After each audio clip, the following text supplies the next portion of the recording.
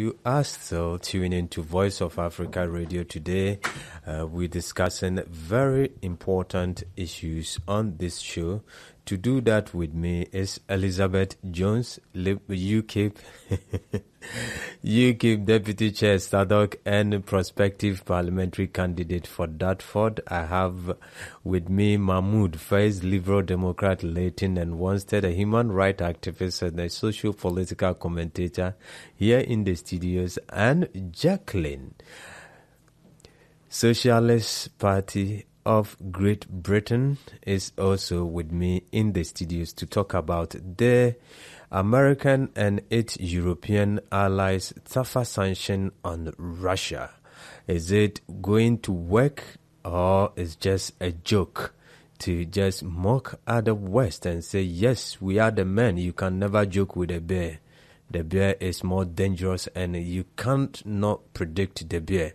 Putin was interviewed by a German television station, and he did state that even though the sanctions were a little bit working because they've targeted the financial institutions or the banks in Russia, however, it wouldn't go down alone. If he there wants, it will go down and destroy Ukraine, because last year they gave Ukraine $3 billion loan and he wouldn't force Ukraine to pay under any way.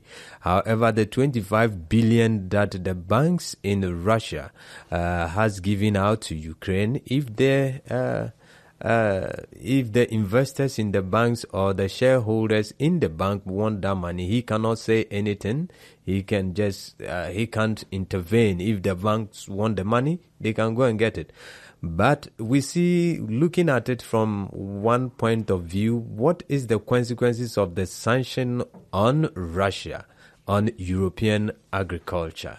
And again, we will be looking at the Theresa May or the government's decision to strip off British nationals who fight alongside with terrorist organizations worldwide, coming back into the United Kingdom. Either they lose their British nationality or they give it in and say, yes, we are hands up, we made a mistake, we are in Syria and we are coming back. Either they will be under control or whatever the government is doing. But what is the reality, and is it easy for a British national citizen to be stripped off of his or her nationalities? This and more, do stay tuned to Voice of Africa Radio on the show Inside. Before we go, Elizabeth, yes, Adam. The Russian sanction, European and America and its European allies have sanctioned a series of sanctions against Russia. What do you make of the sanctions? Looking at some historic events and historic sanctions, like countries like Iran, Sudan, and other places, other countries, has sanction ever worked to achieving the interest or the aim of those who are meting out the sanction to those countries? This in reference is Russia. Well, if you look at it historically, I don't think sanctions on their own have worked. Professor Adam Roberts is a research fellow at Oxford University, states that, according to his research, there have been very few cases where you can definitely identify that sanctions have had any impact at all. He says that sanctions can only work when combined with other factors.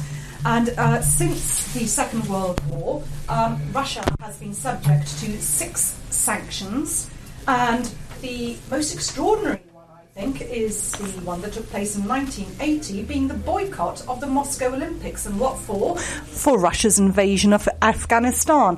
And what happened 21 years later? We, in 2001, invaded Afghanistan, the very act that we sanctioned Russia for. Now, of course, I'm UKIP, and my concern always is the impact it has on all the people living in the United Kingdom. And this sanction has had quite a significant impact on the people in the United Kingdom, because on the 7th of August, Russia inflicted its own trade embargo on us.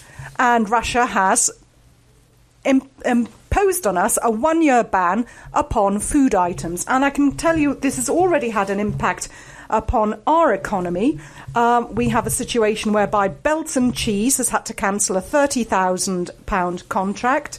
There are 41 Marks and Spencers in Russia, 20 Kingfisher stores, 2 Burberry stores. The Scottish mackerel industry is worth £16 million, and 20% of that is exported to Russia. British private schools have 2,174 Russian boarders, the average fees being £6,000 per child per term. That is roughly £50 million per annum. 5% of prime location sales in London are to Russians. 3% of the 1.3 billion new build market is to Russians. So we are in a bit of a fix. We sell £5.4 million worth of dairy products to Russia. And in fact, the cooperative Arla has had to stop producing its butter and cheese for the Russian market. That has lost £1.3 million of revenue. And let us not forget, in Carmarthenshire and Pembrokeshire, the dairy farmers of West Wales have the highest highest concentration of dairy farmers in the United Kingdom, and they've been hit very badly by the Russian sanctions. So the Russian sanctions are in fact harming this country's industry and harming the ordinary people of this country. YouGov did a poll in March 2014 asking the general public, do you support sanctions against Russia? 52% said yes, provided it caused no harm to the United Kingdom. YouGov asked, if it did cause harm to the United Kingdom, would you support them? Only 27% were prepared to support any sanction against Russia, which damaged the United Kingdom economy. So there are a lot, I could go on and on. There's so many examples. It's not doing our economy much good. Let me go to Mahmoud. Why do you think that Britain and some European nations would bend on getting Russia tougher sanctions to the Russian administration and the friends and politicians in Russia, whereas they know that the consequences of the sanctions will be just on its citizenry, British citizen and other European nations? Why are we bent on sanctioning Russia? Let me first of all add this, that I've never thought in my life I would actually agree with a member of the UKIP, but I do agree with a lot of what Elizabeth has said. What I'm really concerned about is after Ukraine, first of all, heavy effects of people of Britain. And what we're forgetting, large amount of our energy just depend on the Russian bloc because it produces a lot of energy. Now, obviously, the Liberal Democrats are quite keen on renewable energy because they have a benefit. It's not only is environmentally friendly, but it means we're less dependent on situations like that. I think it is important that we do have sanctions because I think the message needs to be sent clear. But it's not sanctions alone that are going to work. We need to have sanctions and diplomatic means as well, and negotiate as well. We cannot have put the West and the East back into Cold War. That did not benefit the people of the West, did not benefit people of the Russians. As you know, my philosophy is quite clear. Let's work together, not against one another. And that's what we must work at. But we cannot let Russia, or any other country for that matter, go around invading a smaller neighboring country or having a political influence upon it. No, Mahmoud, you are saying that Russia has invaded a neighboring country. Well, politically and therefore, it has. Politically, we need to sanction them. Is Ukraine a member of the European Union? And if not, why should NATO extend its frontiers beyond the East German? Whereas the original agreement was NATO will never go beyond Berlin. This is not about Why? someone European, non-European, someone black, someone Christian, someone... This is about what's right and wrong. And what is right and what is wrong here? Whereas Under-Secretary was in Ukraine doling out cakes to demonstrators. Yeah, we cannot just think about our corner of the world. The world communicates very clearly. We've seen it through global finance. So wherever there's a problem at one end, it will eventually work its way. So we cannot just say, let's just look after the Arabic bit or the Middle East bit or the European bit or that bit.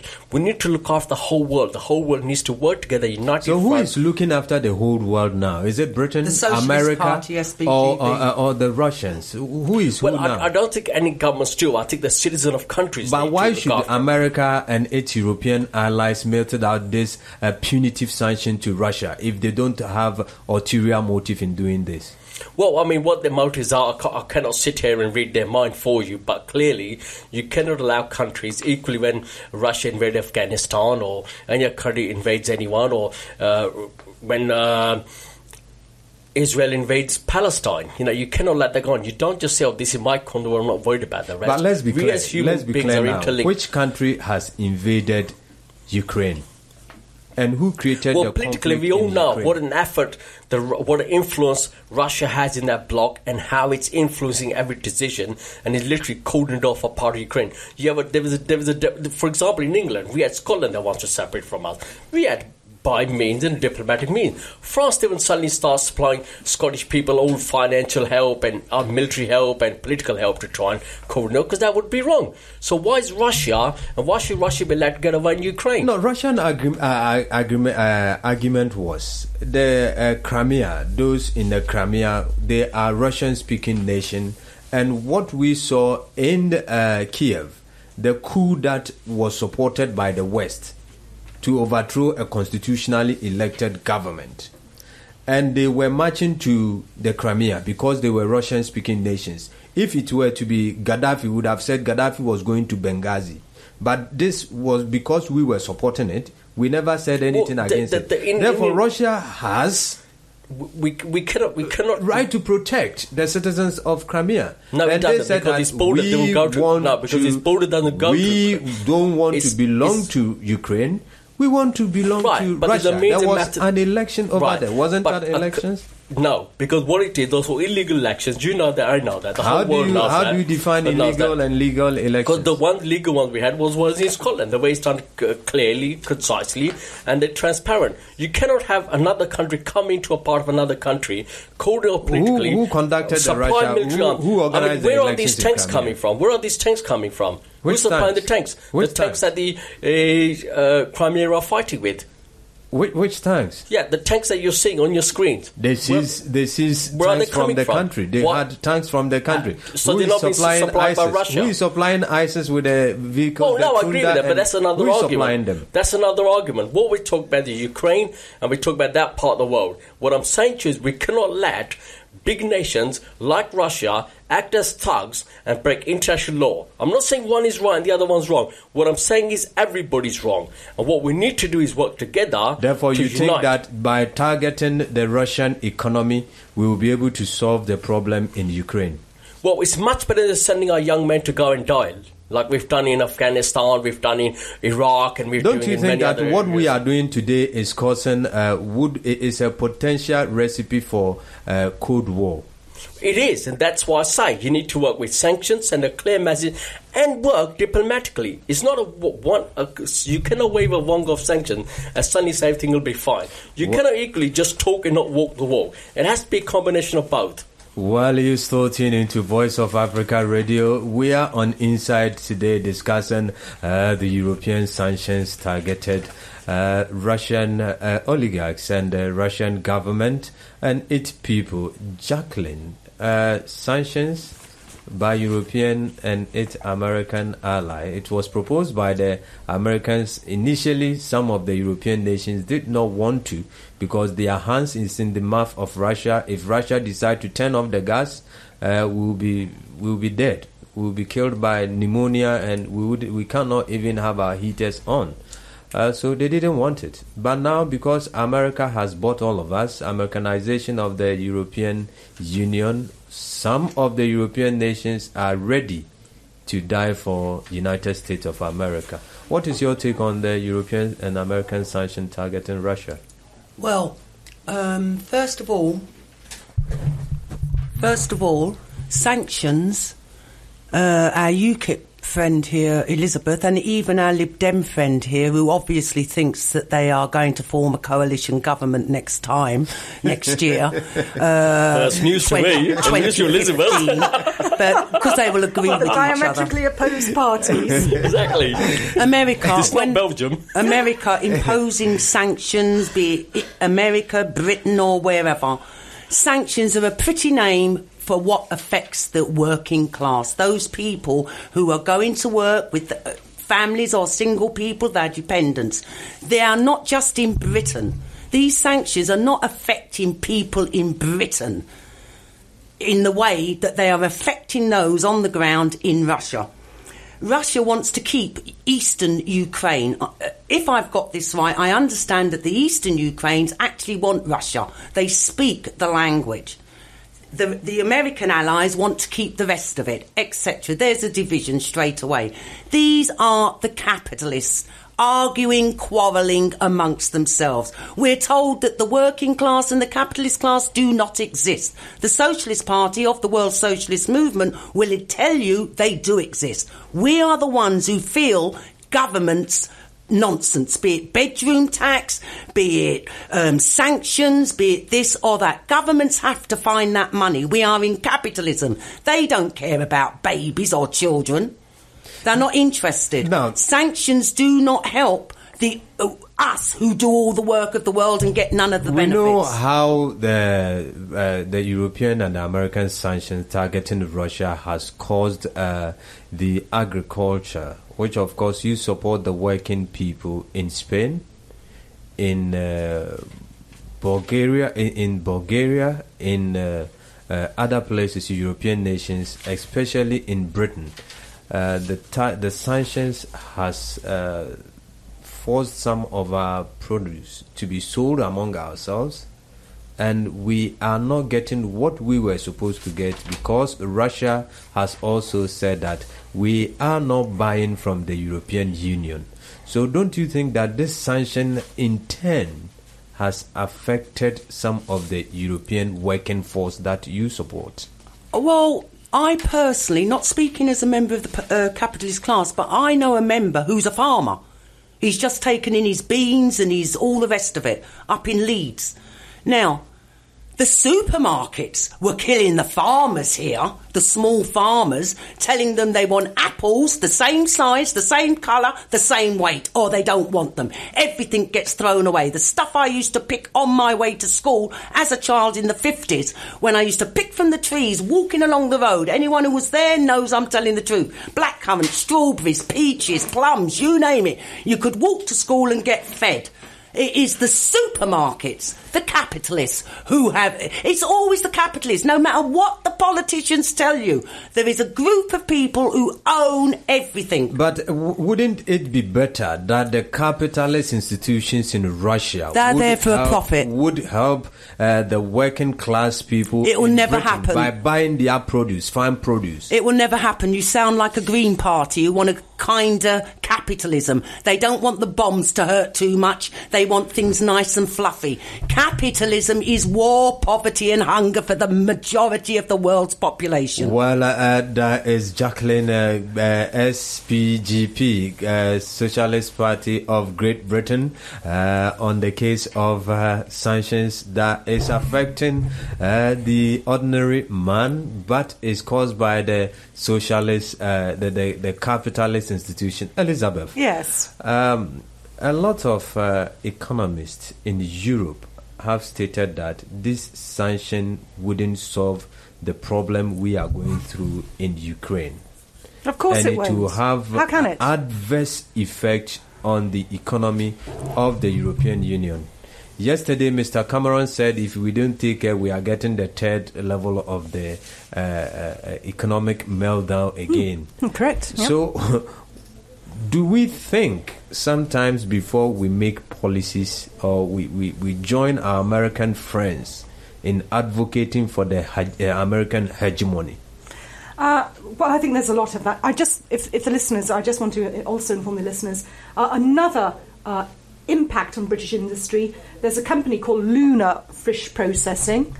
It's a United Kingdom company. Half of its annual turnover of 60 million comes from the Russian market. So they're going to be very heavily hit by Russia's one-year ban, which started on the 7th of August. And also, DEFRA is not paying out compensation to British farmers. DEFRA has said that ministers do not believe that destroying edible UK produce is an acceptable use of public money, so it looks like the farmers will have to shoulder the loss of not being able to sell their goods to Russia. Now, you're talking about perhaps if I could just go into, just explain something about the situation. There are a variety of different sanctions. We have the tariff sanction, which is a tax imposed on goods imported from the sanctioned country. We have quotas, which limits the goods exported and imported to the sanctioned country. We have embargoes, which are trade restrictions stopping trade with the other countries. We also have what's called non-tariff barriers, whereby there will be licensing, packaging and product demands and standards upon the incoming goods. And there's also asset freezing, whereby assets will be prevented from being sold or moved. And what is the aim of all of this? Well, the aim is to change the sanctioned countries' behaviour, and the long-term aim, of course, is regime change. Now, has this worked historically? Well, America has a 50-year sanction against Cuba. Has that changed the regime? The UN inflicted very stringent sanctions on Iraq, which ended in 2003. Is Iraq better for that? And in fact, an American, Professor Joy Gordon, actually estimated that as a direct result of those sanctions, and together with the US bombing of Iraq, pushed Iraq practically into a pre-industrial state, resulting in the deaths of 670 to 880,000 children, dying as a result of not being able to trade freely with the world. So I don't know if sanctions actually are of any assistance. They seem to be biting into our economy. I am the UKIP. I'm only really concerned about what happens within our patch. And I'm very concerned that companies like Luna, Belton Cheese, the dairy farmers of Carmarthenshire, Pembrokeshire are suffering. And I don't think it's right that they should suffer. And I don't understand why Cameron is being so antagonistic towards Russia. In fact, likening Russia to Nazi Germany, describing Russia as a big country bullying other countries, I think he doesn't seem to realise that it's in some people's memory that there was a 900-day siege of Stalingrad. No one knows exactly, but about 26 to 40 million Russians lost their lives in the Second World War, protecting us from fascism. I think the Amateurs Day, Russia should have celebrated it more because there were more people that died that halted the First World War. Yes, exactly. But it's the unsung hero story of Russia because of the propaganda campaign mounted by the West against the East. And these things, now that people are growing, we need to factor all these things into consideration to put harmonious growth among human race. Well, this is it. You still tune into Voice of Africa Radio, and we are still on it. This is Inside the Social Political Program, 27 minutes after 7 o'clock. Mahmoud Faiz. Bolivia's president, Bolivia's president has stated that, Morales has stated that the sanctions by the European and the American is economic terrorism on Russia. And in his view, doing this is going to increase the level under which arms trade, or whatever they are doing, will increase the arms race, if not something that will create more conflict in this world. Well, this is one of the things I said right from the beginning, that, you can't have sanctions alone. It must be diplomatic because we don't want to push the world back to a Cold War when money was spent on arms and arms race rather than on developing renewable energies and many other things. I think three of us may end up actually sounding more or less the same because sanctions do hurt the working class and the lower down and the hard-working people more than anything. The capitalists said by the SBGB.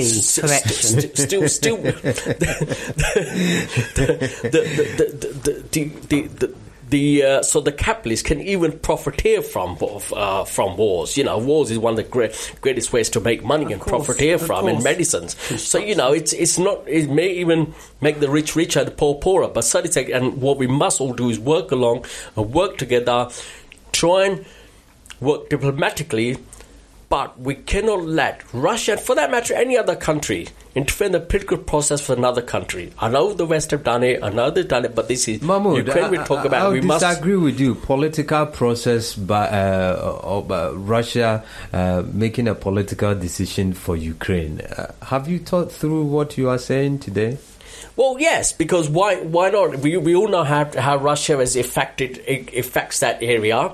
It is a part of Ukraine that said, okay, we want to be part with Russia, but you cannot just do it through. You must follow dual diplomatic process of that Who country. said they were watching Ukraine when there was demonstration going on the streets of Kiev to get rid of a constitutionally elected government?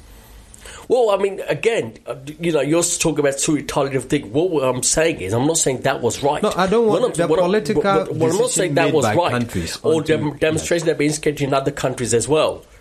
What I'm saying is, we still cannot allow another country to interfere in the political process. Who has the moral justification to say that we can't allow? We wouldn't allow. We are not allowing. If you put two blind people in a room, you still get two blind people come out.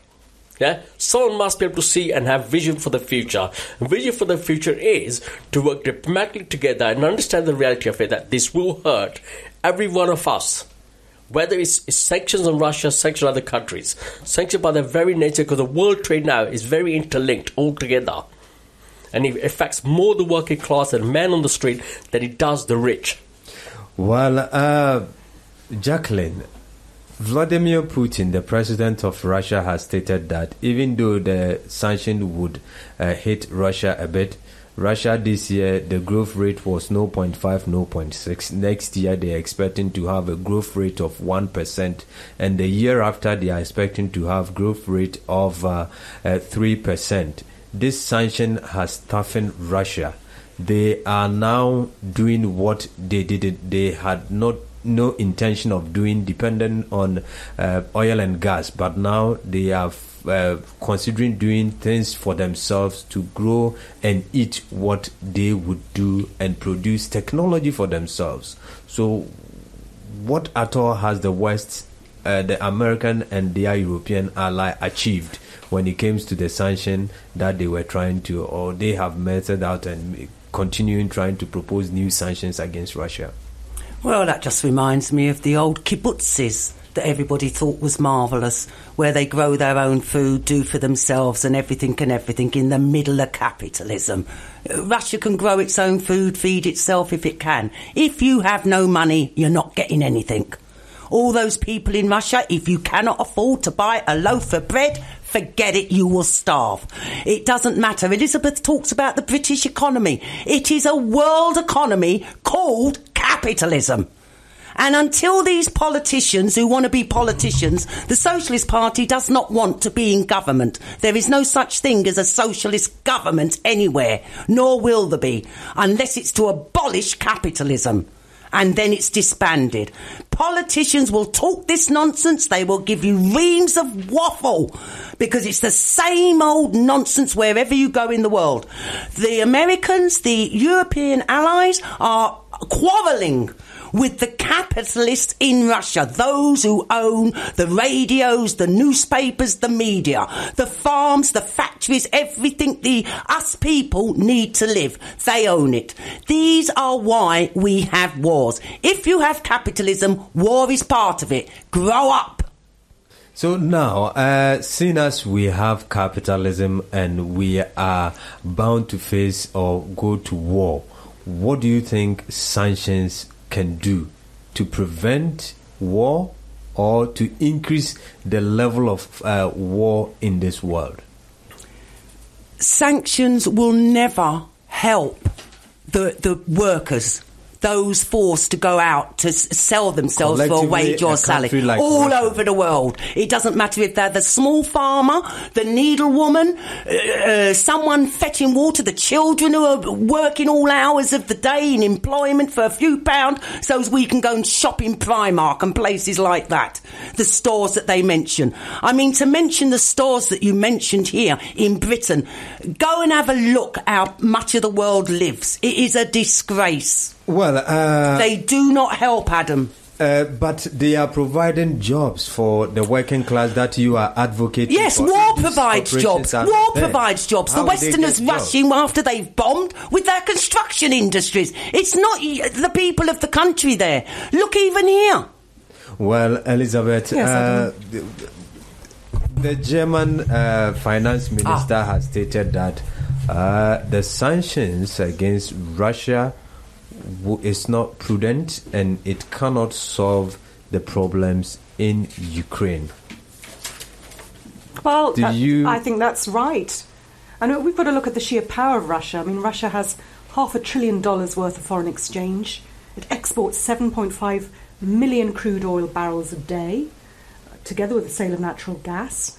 BP owns about 20% of Rosneft, whose chief executive officer is Igor Sechin. He's now on the sanctions list.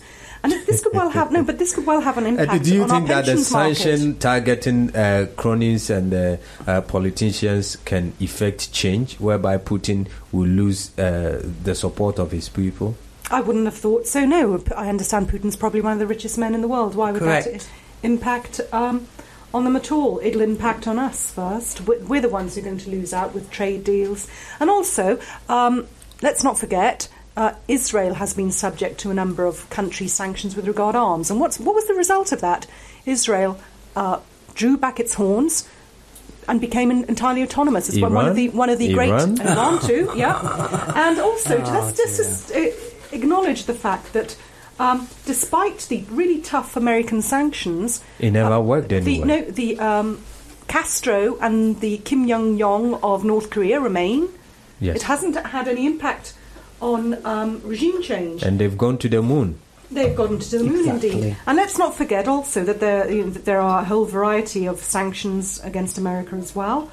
In fact, 2010, Brazil brought sanctions against America for something to do with cotton farms.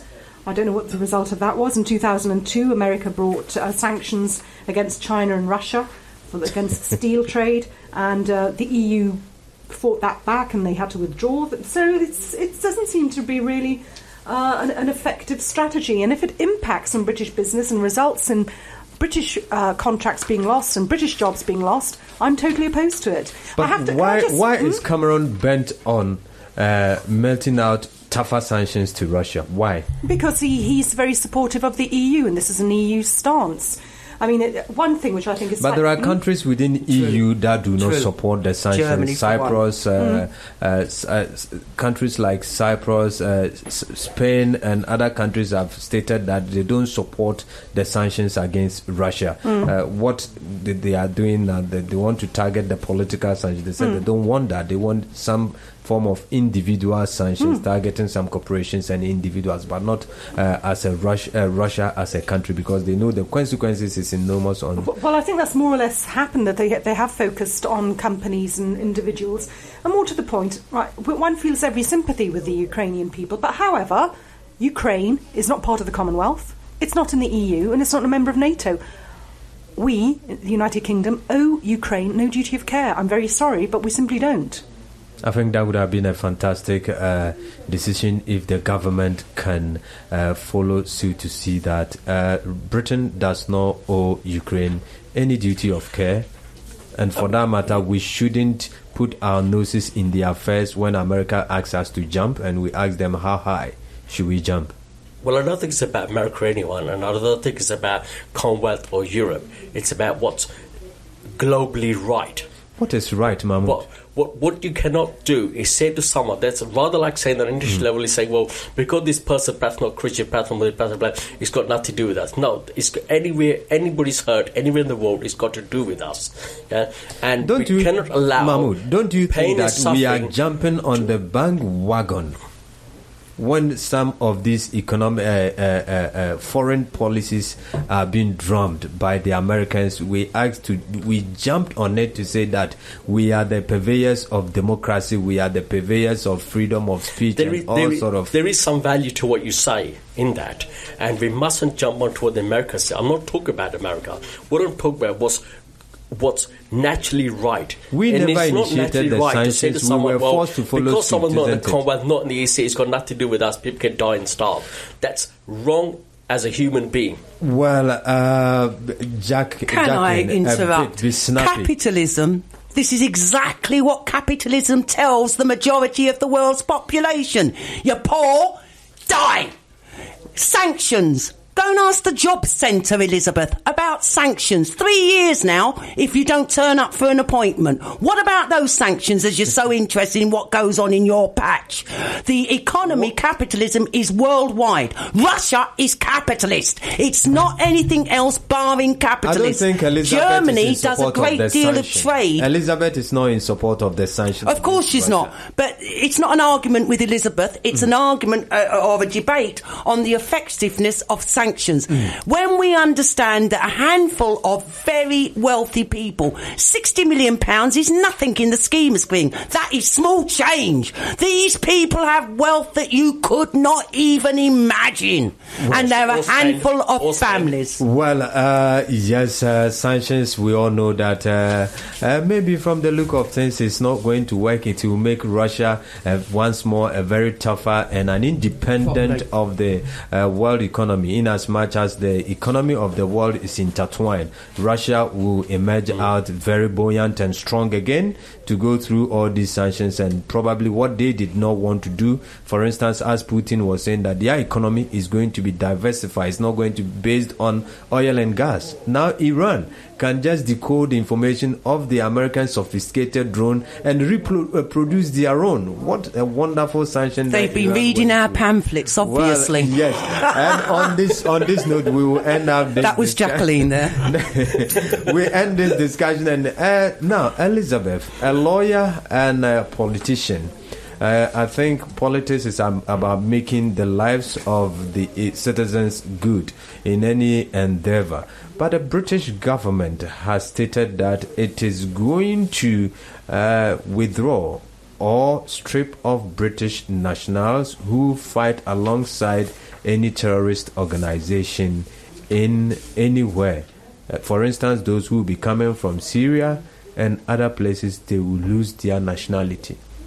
But already we had a law that stripped off people who acquired their British nationality via naturalization if they've done something that we think is not conducive for the British government, for the British citizens, and two, if they acquired their British nationality through fraudulent. British is a signatory to stateless UN Convention on Stateless. People who do not have state. Therefore, we cannot have such a draconian policy that somebody born in Britain who doesn't have any state but Britain, we can strip him or her of his nationality. What is your take on that?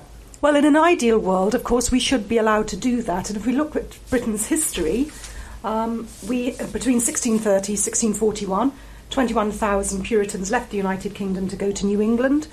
I don't think they were actually stripped of their nationality, but they went because they were basically Christian fundamentalists, and they left. From the 18th to the 19th century, 165,000 convicts were sent from this country to Australia. I assume that their nationality was revoked. You said convicts. They did not go there by their own evolution. They were sent there by the government. Exactly. Yeah, they were sent there. Well said. They were sent there. From the 17th to 18th century, we had 60,000 convicts were sent to America. So we do have, quite an old history of doing this. Now, in an ideal world, yes, I would say this is a fantastic move. It should be done.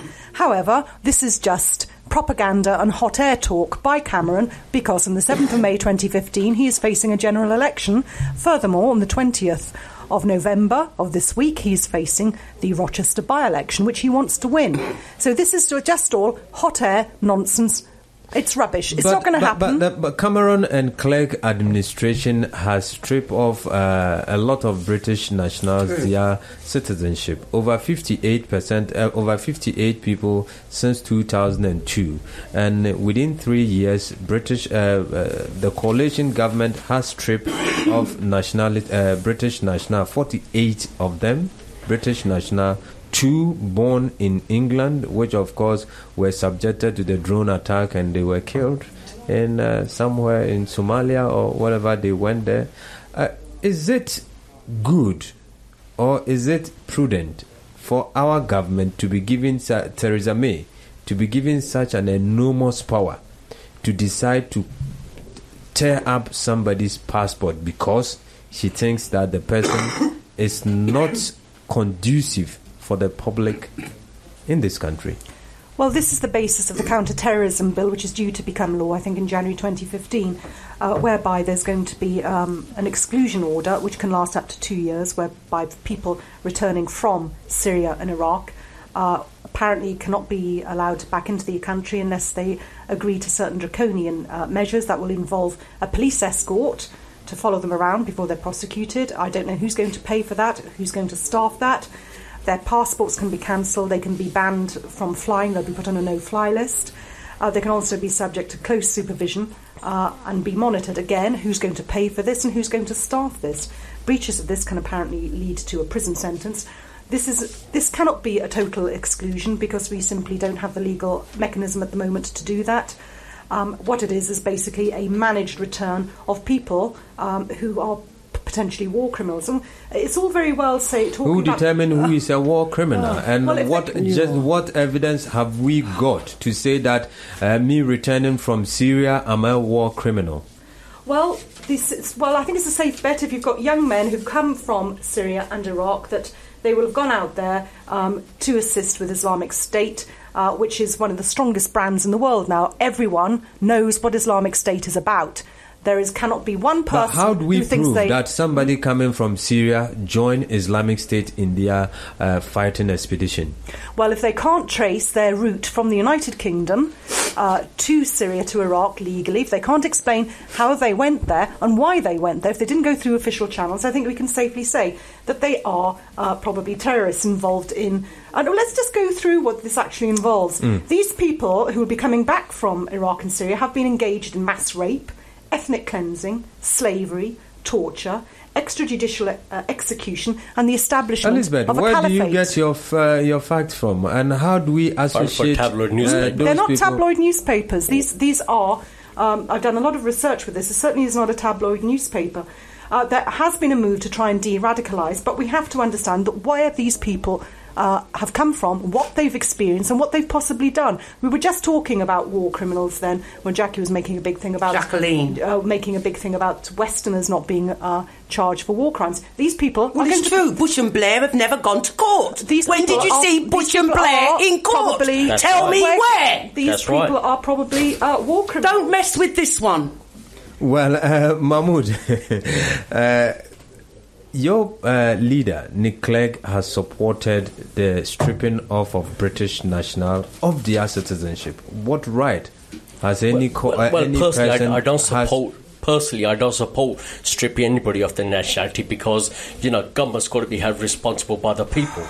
Not... people should hold the government responsible. What we're getting towards is more and more draconian government where the people are responsible to the government. Let's go back to Tier 1 when this war started. This government and many others said that we will not give fiscal aid, but we'll give this. So this young man may well have gone thinking that they're assisting the foreign policy of this country and Europe and America for that matter. So if you think that by the government's will, I went to Syria, why don't you come and say, yes, I went to Syria because the foreign minister was saying that they will support non-lethal, they will give non-lethal support to the freedom fighters. Therefore, I joined the freedom fighters on the accord of the just coming to that, Adam, and so therefore, some people should be allowed to return, but it cannot be a free-for-all. They must be monitored. Not everybody's an angel. Nobody has halos. Yeah, they will be bad, and they need to be monitored. The other thing is, say there is someone nasty who does hate Britain, and you strip him off his passport. He's in whatever country, say Italy, for example. What's stopping him from harming British people in Italy? Yeah. If you bring them back here, they can be monitored, they can be held accountable, and it's the best way forward. You cannot make and break laws to suit yourself coming up to elections.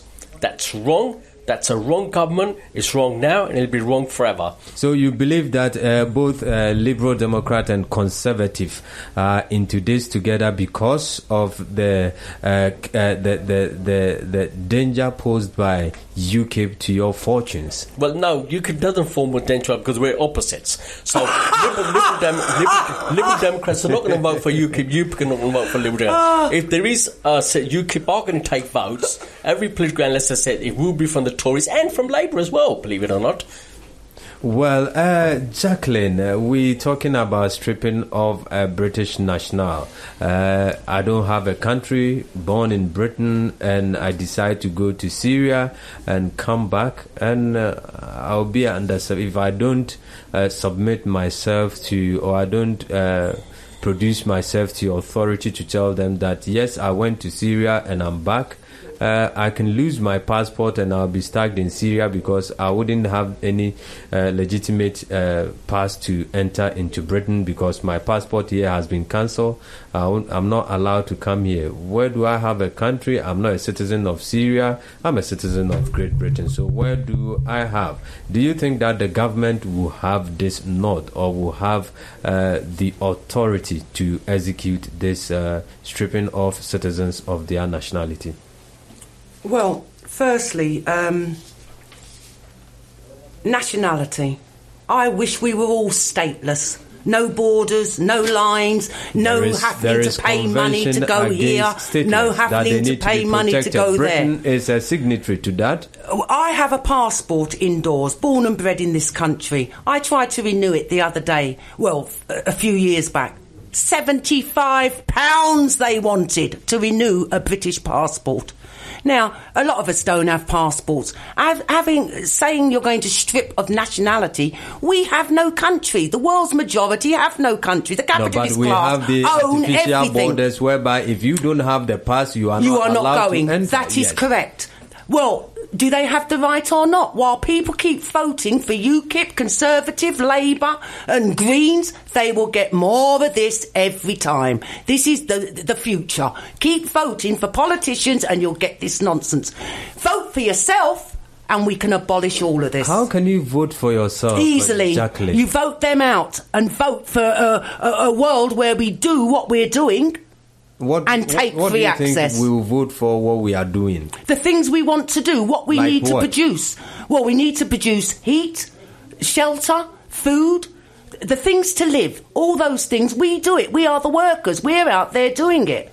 Well, you still tune into Voice of Africa Radio, 51 minutes after 9 o'clock. I am in the studio with Elizabeth Jones, UKIP Chairwoman SADC, a prospective parliamentary candidate for Dartford, Mahmoud Faiz, Liberal Democrat, Leighton and Wanstead, a human rights activist, and a socio-political commentator, Jacqueline, SPGP, Socialist Party of Great Britain, the firebrand.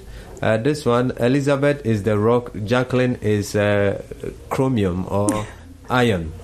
Yes. No, the Westerners have already taken all the minerals and everything we need. They've stuck them in the mobiles. Elizabeth, what else? Now, the legality under which the government can operate to strip off people of their nationality. If you acquired your British passport through naturalization, then you have a dual citizenship. If you are stripped of your British nationality, you can go back to Ghana, you can go back to Afghanistan, you can go back to Nigeria. What about you denounced the first nationality, of which you cannot go back and get it, like a test case of the Iraqi, which the Home Office lost? Well, that's exactly what's going to happen. I think the legal basis of this is simply not there, albeit it sounds like a fantastic remedy. It will instill in citizens a self-respect about being British and make sure that people have respect for the United Kingdom. You don't think that you can just walk out of this country, go and join some grand caliphate, rape, murder, mutilate, completely abuse other people's human rights just because they're abroad, and you think that there's going to be no comeback, and then you can come back and perhaps consider starting to behave like that here. No, that's not the British way. You have ceased to be British. Why did our government support a group of bandits, group of criminals, group of rapists with the poor taxpayers' money, on the pretext to overthrow a government in other country? Don't you think this has encouraged the youth, the disillusioned people who are disillusioned in this country, to join those bandits that you and our money is funding them? I think that people are largely responsible for their own actions. I do Therefore, not. the government should be held accountable for what it did, isn't it? Well, the Labour Party's liberal interventionism in Afghanistan and Iraq has been an absolute catastrophe. What about the support of the Conservatives and the coalition government? The coalition bombing of Libya was absolutely stupid. The coalition bombing of Libya, as I understand, went from 19th of March 2011 to the 31st of October 2011 and cost us, the taxpayer, about 320 million. And what has it achieved? A complete anarchy. The situation in Iraq, 2003 to 2010. I think that's cost the British taxpayer roughly about 8 billion, but we will never have the exact figure. A more absolute catastrophe and chaos. But that said, that certainly does not justify people who are born and bred here and have gone to university, studied engineering, studied medicine, who have got decent family backgrounds to leave this country to go to Islamic State. They know full well what Islamic State is about. It's about anarchy, it's about bullying, it's about being the biggest bully in someone else's country. They never knew that there was something called Islamic State until they went there and find themselves that they were not having the right information. I'm sorry, Adam. Anyone who has gone over there within the last couple of years knows full well what Islamic State is about. It's a massive brand. Everyone in the world knows what they do and what they're about. They're totally undemocratic. They support a sadistic version of theocracy. They are totally opposed to human rights, totally opposed to any respect for women. It's disgraceful. They know what they've done. They know what they've seen, and they have forfeited their right to be British. Don't come back. If this information, we are privy to it, why do we give them money? Why do we train them in different countries to go and overthrow a government? I don't know. I thought that we are discussing people who are basically British, who've left the United Kingdom, gone over to fight for Islamic State in Syria, and then they're coming back. We made it very lucrative to attract our youth to join them. I don't think we did make it lucrative. I don't think the British government has ever paid anyone from this country to go out and fight against Assad. We are sending our monies there. We are giving them non-lethal support. How? What monies are we giving? As far as I'm aware, there's absolutely no support whatsoever. We gave 25 million to support the revolutionists, those who were fighting Assad. Which ones? Which country? In Syria, those who were fighting Assad. Well, that's an absolutely wrong-headed and stupid thing to do, which has been proven now historically to have been wrong and the wrong thing to do. They should not have done that. That said, having done that, that simply does not excuse British people, often well-educated, middle-class youngsters who have gone from this country knowing full well what Islamic State is about and seeking to come back. We don't know why they're coming back here. Are they hoping to push forward with caliphate over here? Why are they coming back? Go back to a grand caliphate in Saudi Arabia. Why not go to Saudi Arabia? And enjoy yourself. Mahmoud Faiz, do you side with Elizabeth that those who went there, like Cardiff student, medical student, John, Jihadi John, very nice, beautiful name, Jihadi John It's almost right, rather than lyrics really for the media. It was very well for the media catch. Well, I mean, there's a prime example. Someone who's not naive, was well-educated, was well-middle class, was born here. So why did he go out there to fight? And this is what we need to get to the core of. This is the question we're missing. We're looking at... That is why we need to strip him of his nationality. No, we don't need to do that. What we need to say, why did someone who's born in this country, had a good future, well-educated, decide to go and fight? Was it because, as some people are saying, that our government was politically supporting people who are now made of ISIL and ISIS? And did they think that they're going to bring a better democracy towards Syria? And are they just pawns caught up, and now the politicians are using them for their own gain? When really, it's this chap has voted probably in this country, has paid taxes in this country, and so the government owes him. He is employing the government through his taxes. He has selected the government. And he was stupid to dance to the tune of the government to go to Syria. And now the government is saying, oh, you're our enemy, we're going to let you down. Yes, because he has done something that we think is not conducive. Well, we're only assuming. We don't know. I mean, no one's there watching him. No one's CCTV. There's no CCTV. There's no...